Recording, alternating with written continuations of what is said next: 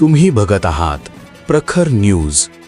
प्रत्येक क्षण, प्रत्येक घडामोड तुमच्यासोबत.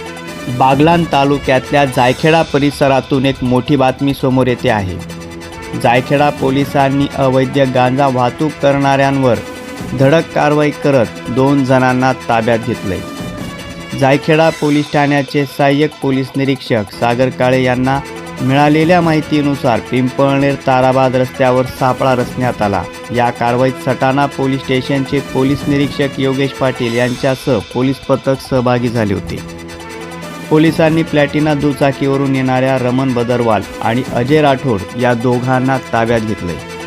त्यांच्याकडून तब्बल 8 किलो 882 ग्रॅम गांजा, दुचाकी आणि मोबाईल असे एकूण 1,60,270 रुपयाचा मुद्देमाल जप्त केला आहे. या दोघांविरोधात जायखेडा पोलीस ठाण्यात गुन्हा दाखल झाला असून आता जायखेडा पोलीस स्टेशनचे सहाय्यक पोलीस निरीक्षक सागर काळे यांच्या मार्गदर्शनाखाली पुढील तपास सुरू झाला आहे.